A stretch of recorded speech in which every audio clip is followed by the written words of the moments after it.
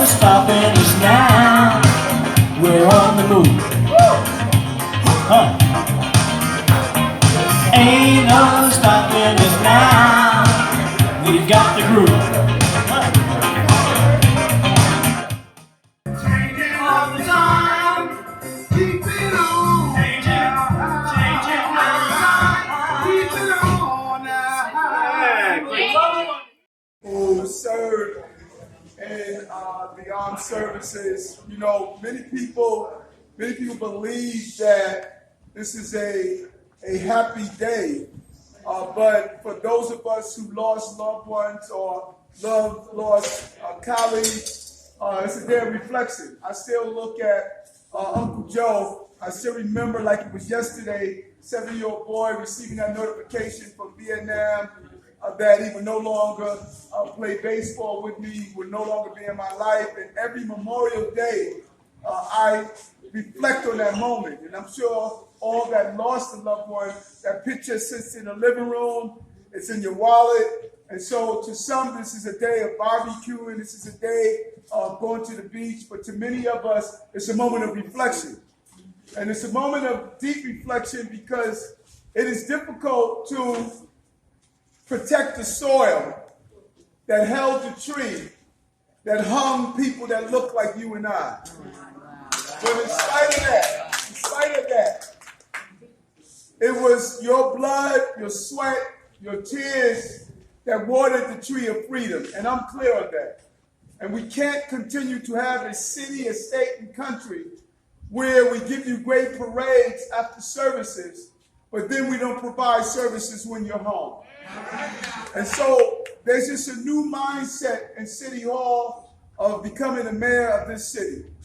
You know, you fought to make sure that a person like me can become mayor. And I'm clear on that.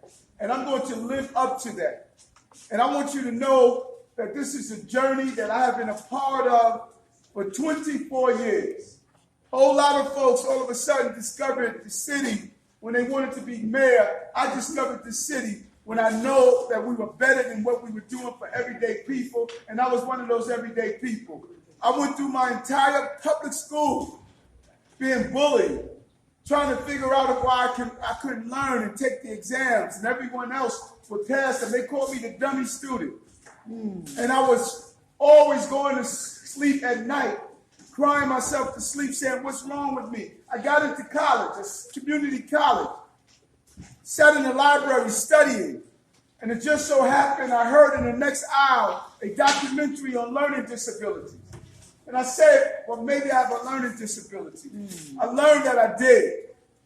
And then I was able to teach myself to overcome that learning disability. And I went from a D student to being on the Dean's list all the way through my associates, my bachelor's, and my master's. I was lucky.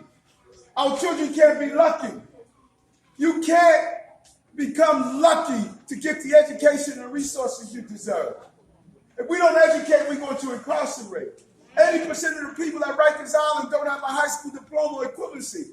30% are dyslexic. 55% have a learning disability. We are breaking our babies, turning into broken adolescents to broken adults in a broken system. We should be lucky to win a lottery to get housing. We should be lucky to live in the right community, to not pay taxes higher than another community. Or lucky to take the train and someone don't shove you on the tracks. Or lucky to be an 8-year-old child and shot in St. Albans. We can't have a city of luck. We have to have a city of opportunities. And that's what I'm going to do as mayor. I know what's needed in this city because I was a victim of someone not getting what's needed in the city. The next mayor must be a person who has gone through a lot so they can help people who are going through a lot.